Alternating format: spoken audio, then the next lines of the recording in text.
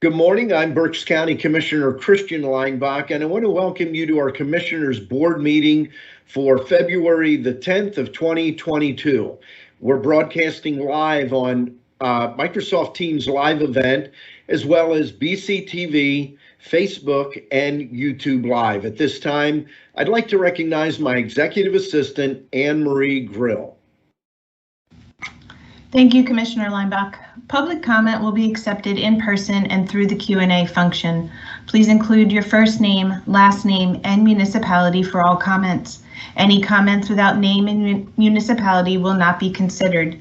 Each citizen can submit one comment. Comment length is dictated by limitations of the platform being used: Teams Q&A, Facebook, YouTube.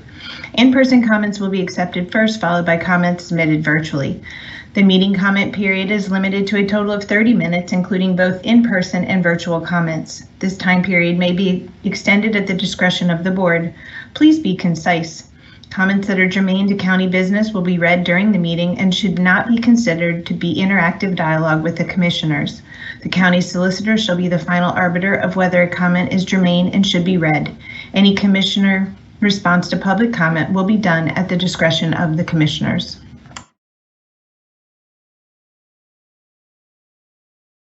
Thank you very much. As always, we will begin with a moment of silence, followed by a pledge to the flag.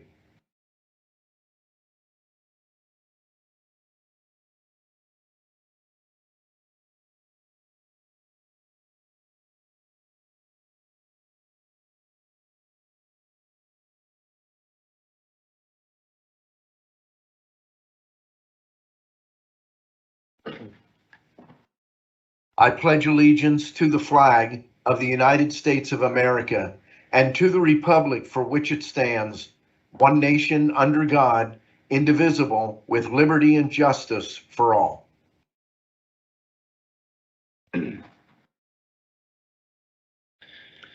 As we do each week, we will move to the Berks County COVID-19 data report, and we have Brian Gottschall, the director of our Berks County Department of Emergency Services and the lead on the Berks County COVID-19 leadership team. Brian.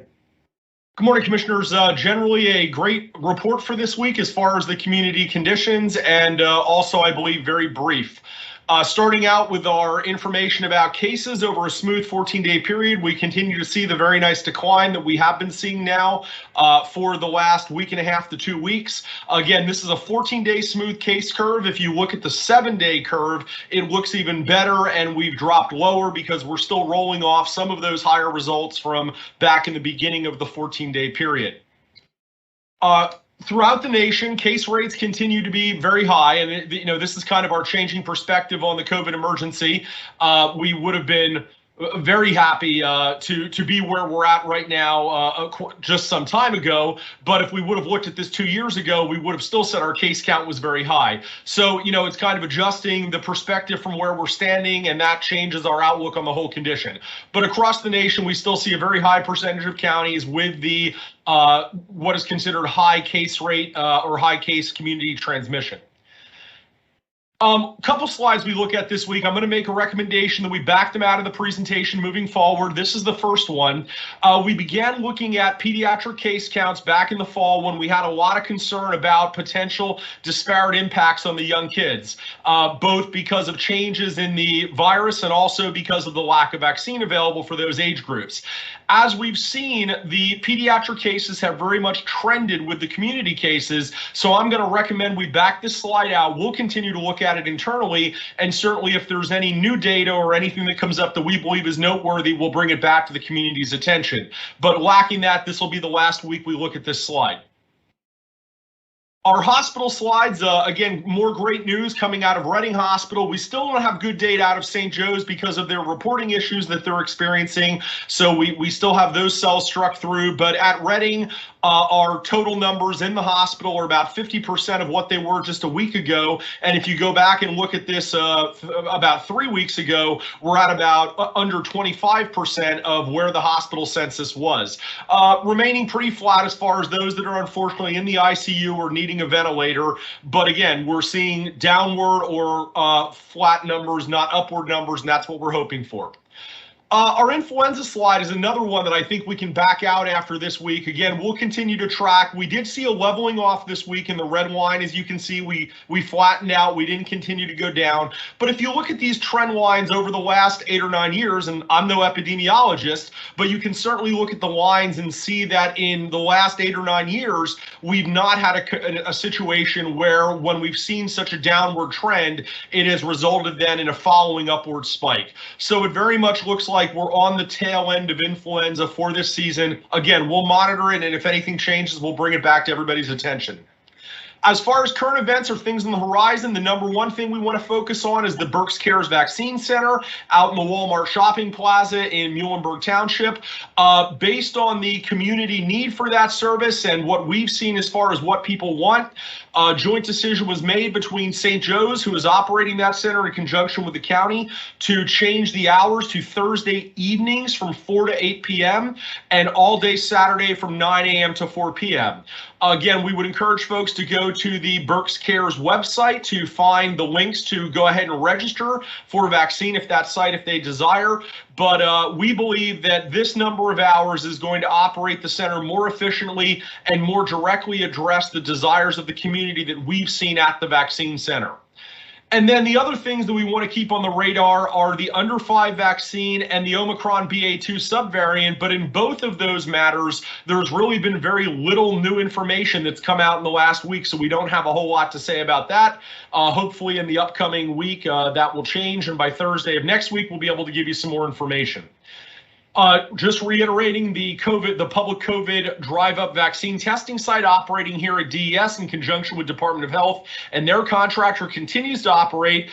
Currently is scheduled through this Saturday, 2/12. The times are on the screen and available at the doyourpartberks.com website. We are talking with DOH about the possibility of a further extension on that, but at the moment, what we can commit to is that site will be open through Saturday, and if we are able to extend it further, we'll of course publicize that in all the normal ways. I think this picture is getting old, but asking you how to come into the site off of Van Reed Road, not off the MacArthur Road side of the facility. And with that, commissioners, we remind everybody about the website and turn it back to you. Thank you very much, Brian. Appreciate the report. Any comments from my colleagues? Okay. Moving on with the agenda, are there any additions or corrections for the February 3rd Commissioner meeting minutes?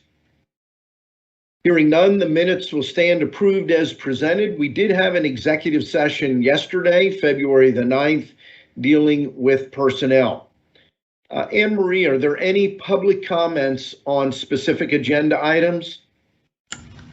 Yes, I believe so. The first one.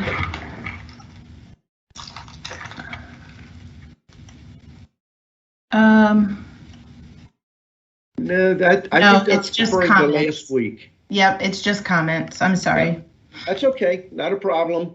I'd much rather check it and get it right than miss it and vote on something without public comment. So, not a problem. Item 1, authorizing. Under that, the Budget Department adopt a resolution authorizing budget transfer 2021 budget transfers in the amount of $29,014,644 and 2021 appropriations in the amount of $8,143 and $143,701 and 2022 budget transfers in the amount of $26,961 and 2022 appropriations in the amount of $7,190,723 per listing dated February the 4th of 2022. We have several items listed under Human Resources. Item 1, authorize the appointment of Brian Antonio to Enterprise Support Technician in Information Systems. Item 2, authorize the appointment of Kay Lizey to Judicial Coordinator in Court Administration. Item 3, authorize the promotion of Ann Norton from Chief Registrar to Elections Operations System Manager in Election Services. Item 4, authorize the transfer of Candace Miller from Senior Governmental Accountant to Internal Auditor in the Controller's Office. Item 5, authorize a salary adjustment for Donna Blatt, Assistant Director of Election Services. Under purchasing, we have one item, adopt a resolution authorizing the award and the Director of Contracts and Procurement to execute as a result of an invitation to bid a contract for the Berks County Services Center Garage Restoration Project. It goes to Quinn Construction out of Essington, Pennsylvania. The total base bid amount and alternate is not to exceed $242,225. There are several items listed under the Commissioners. Item A, adopt a resolution authorizing the Chair to execute a memorandum of understanding between the Council on Chemical Abuse, Reading, PA, and the County of Berks, acting on behalf of the Berks County Jail, Reading, Pennsylvania, permitting county jails medical staff to provide naloxone to eligible inmates. Item 4, adopt a resolution authorizing Alan Piper, Transportation Planner, to electronically execute a letter of agreement to the General Reimbursement Agreement for Federal Aid Projects between the Pennsylvania Department of Transportation and the County of Berks for the Gibraltar Road Bridge Replacement Project. This is in Exeter Township. The amendment increases the total project cost from $950,019 to $2,680,019 to incorporate construction cost into the overall funding for the project. The Berks County share of this project increases from $47,500 to $134,000. All other terms and conditions of the original agreement, which are not modified by this letter amendment, remain in full force and effect. Item C, adopt a resolution authorizing Jeffrey R. Smith, Warden of the Berks County Jail System, to execute any and all agreements concerning the transfer and housing of Berks County inmates in other correctional facilities throughout the Commonwealth of Pennsylvania, as well as the acceptance of the temporary housing of other inmates from other counties. Item D, adopt a resolution authorizing Tammy S. Hildebrand, Executive Director of the Department of Agriculture, to execute and submit the Pennsylvania Department of Agriculture Bureau of Farmland Preservation Soil Health Education Grant Reimbursement. It will be provided at 75% of the total project cost, not to exceed $1,000. Item E, adopt a resolution authorizing the Chair to execute the memorandum of understanding between the County of Berks, Reading, PA, and the Historical Society of Berks County, Reading, PA, for the loan of the Berks County Liberty Bell to the county for a display as part of the county's participation in the America 250 PA Berks celebration. Item F.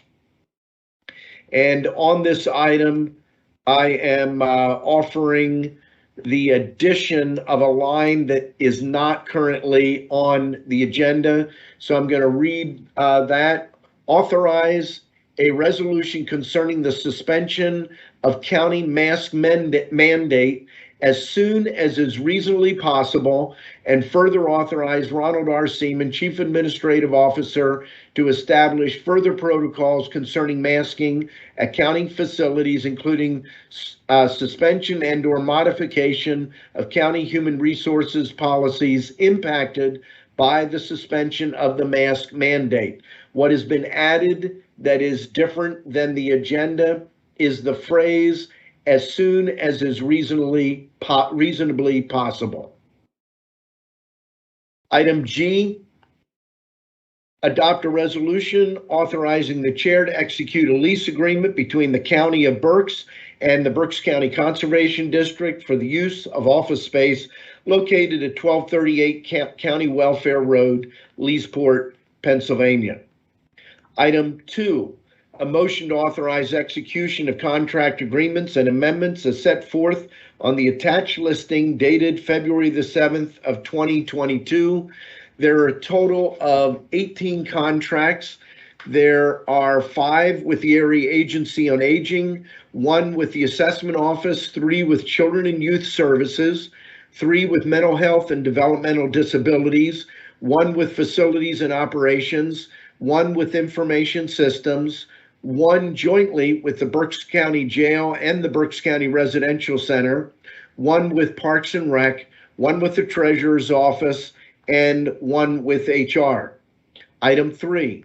A motion to authorize execution of the payments and electronic transfers is set forth on the Controller's Office voucher listing dated February the 10th of 2022. Item 4, a motion to authorize execution of employee payroll disbursements dated February the 15th of 2022.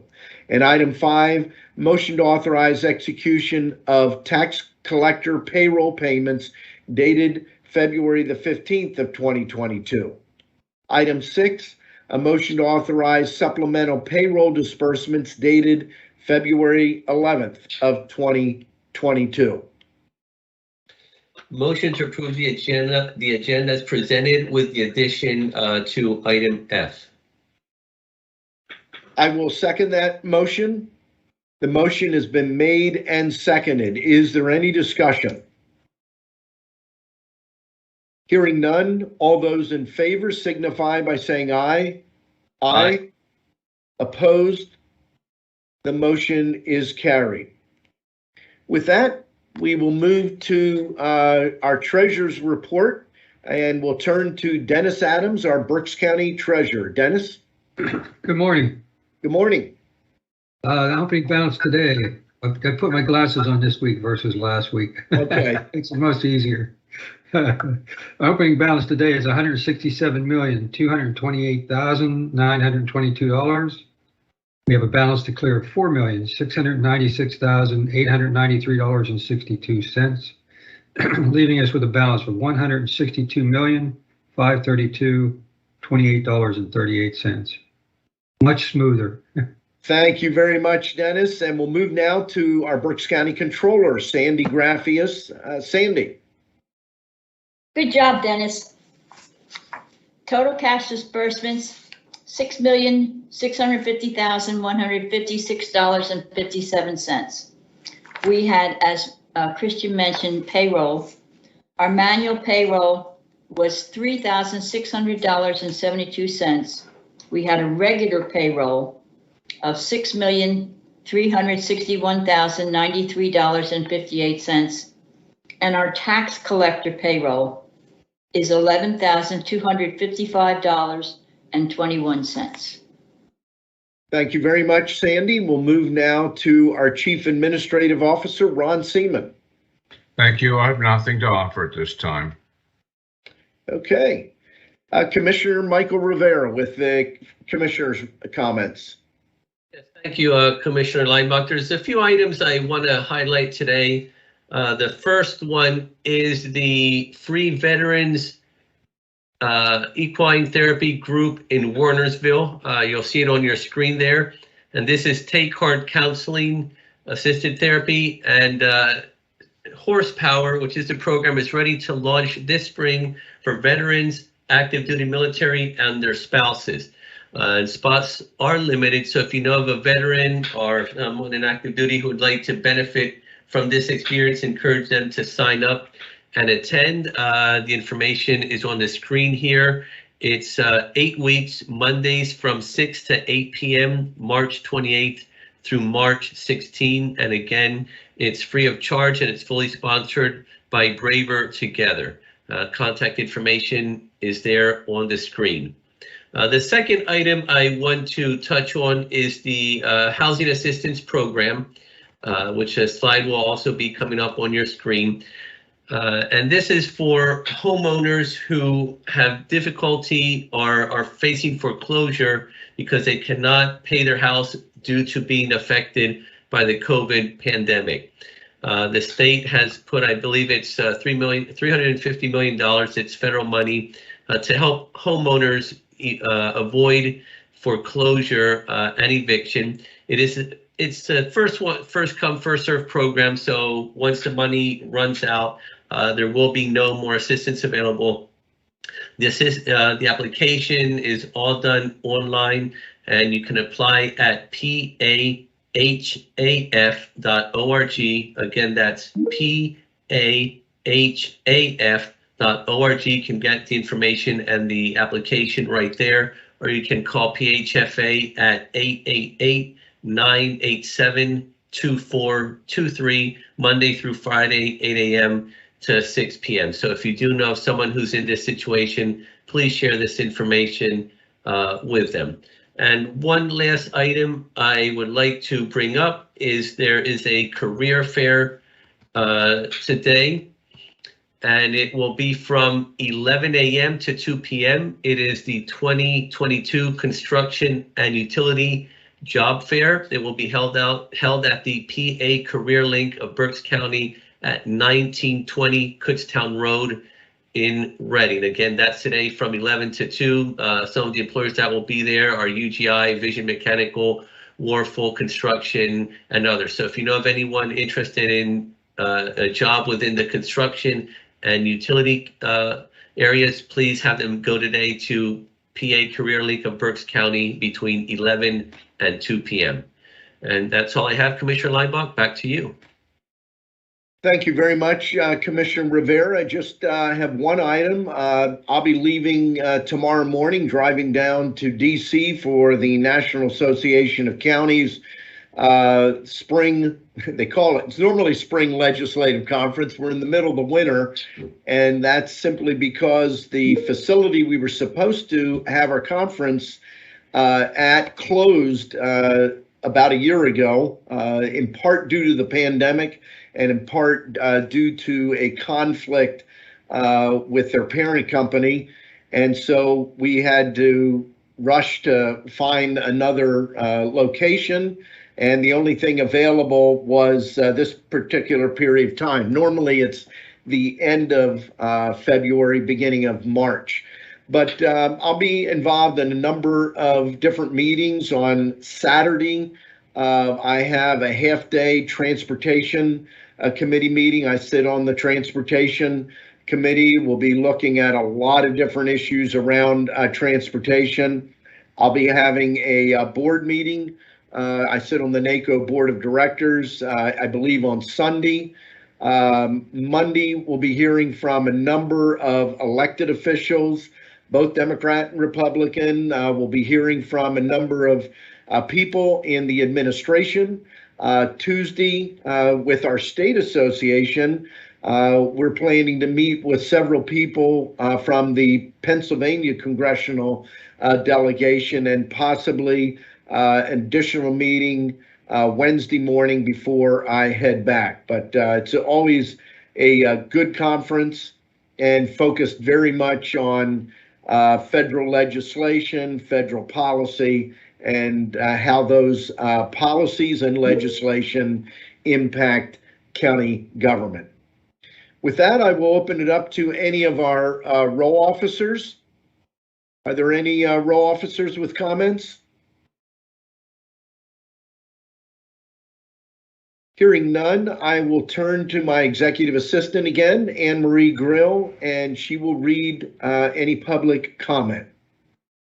Thank you, Commissioner Leinbach. There are two. The first one is from Crystal Kowalski from Why I'm Missing. Good morning, Commissioners. In looking at the needs assessment update portion of the Component Services Agreement 1.3 with CGL, I am happy to see one of the bullet points under the first step is to analyze local crime and incarceration data. With the broad base of experts we have assembled, we can learn and achieve great things through this analysis. With an eye towards achieving true justice, we can look at, number one, the level of offenses being incarcerated. Number two, if there are areas of unfair or uneven enforcement for a given offense. Number three, any trends in specific offenses that are driving incarceration rates higher that should rightfully not have incarceration as an option. Number four, the number of people incarcerated for their inability to post collateral or pay bail. Once we have once we have this data and a mission statement that includes the express goal of safety and proactivity, reducing our prison population, we can approach our stakeholders, the courts, the police, the DA, the public defender, the legislatures, and all those holding local elected office to work together to explore every way we can achieve our stated goal. We can enhance public safety, build healthier communities, benefit our economy, and reduce the burden of funding unnecessary incarceration on the taxpayer. Working together, we can build justice in Berks County. Thank you, Crystal Kowalski. Why I'm missing. The second one is from Jane Palmer and why I'm missing. Good morning, commissioners. For democracy to function, people must trust the integrity of the elections process. And while the U.S. has only had something close to true democracy since 1965, voting rights guaranteed the franchise to Black people, we have generally been able to trust that the process of voting and counting ballots was reliable. By all reasonable measures, it still is. But thanks to a deliberate campaign of lies and misfortune, the former president and those who do his bidding have sown doubt on the process and threatened the stability of our democracy itself. In this fraught political climate, your choice to appoint Paige Rigner as Berks Elections Director is appalling. Ms. Rigner comes to us steeped in GOP ideology, having served as Chief of Staff to Representative Ryan McKenzie, who was among those fighting to overturn the 2020 presidential election. To this day, neither Rigner nor her former boss will say that election is free and fair, despite countless bogus so-called audits coming up empty. How can we trust her to oversee ours? The reason some people don't trust the process is because those who know better tell them it's untrustworthy. It's gaslighting at its worst, and you have done us a terrible disservice by appointing someone who has literally made a career as a GOP mouthpiece. At a time when we need our leaders to be above the political fray, you have given us someone in the thick of it. And that ends the public comment. Thank you very much. As noted, that ends the public comment. I will comment. First of all, we are not a democracy. We are a republic, and they are not the same thing. We've always been a republic. That's what the Constitution established, and it pains me to hear this debate continue. That's where we get the idea that everything should be a popular vote, no electoral college. Need to do a little bit of homework on American history and listen to the Pledge of Allegiance, which notes every time we recite it that this is a republic. That's number one. Number two, I will tell you, and you don't have to take my word for it, but all three commissioners fully vetted Paige Rigner. Prior to us vetting her, she went through a process with a subcommittee not involving any of the commissioners or any of our executive assistants, and she was one of four finalists, recommended to the county commissioners. There is no question in my mind, and my colleagues support this, that she was the best choice. She was the right choice. And we fully vetted the issue of her involvement in an office of a Republican House member. We are confident that she understands the role, is a nonpartisan role, and she has our 100% support. Here's what I'm going to ask you to do, and you can hold our feet to the fire. Let's not judge her by a prejudgment of what people think she is or thinks about her, but rather let's judge her on what she does. We have no interest in bringing a partisan person into this position. What we were looking for, and we believe we found, is an individual that understands the process, understands the need for voters to be able to trust the integrity of the voting process, no matter who they are, whether they're Republicans, Democrats, Independents. They need to be able to trust that the Berks County Elections Department is running our elections in a way that is above reproach and something they can trust in. In the end, that's how we're going to judge our choice and Judge Page, and we would ask the public to please give her that same opportunity. That's all I have to say. Yes, and I'd also like to add to that comment, Commissioner Linebuck. Also, just a few things to keep in mind is Commissioner Barnhart, who is the chair of the election board, is a Democrat, and he is on fully supporting Page. It was a unanimous decision, so keep that in mind as well when you're saying it's GOP versus Democrat. Please remember that. The other thing you have to keep in mind as well is my executive assistant, Barbara. She works for me. If I need her to do something, she does it. It doesn't mean that she has to think the way I do. It doesn't mean she has to have the same ideological, political views that I do. She knows she has a job to do. She's professional about it, and she keeps whatever her personal feelings may be out of it. And I think we have to look at that the same way. If we're looking at, well, you work for so-and-so, you're saying that basically you cannot separate your political views from your professional decision-making, which we hired a professional. She was vetted, as Commissioner Linebuck said, at different levels, different processes throughout this, and we feel that she can be nonpartisan about this, and she will be nonpartisan about it, and we'll make sure that she is nonpartisan about that. I can't speak for my colleagues, but for us, it's important to maintain politics out of the electoral process, understanding that everyone has their right to vote, to get out, to participate in the process, and it needs to be done in a nonpartisan way to ensure that people do trust the Berks County Election Services Department. Thank you very much. Anything else? Motion to adjourn? The meeting stands adjourned.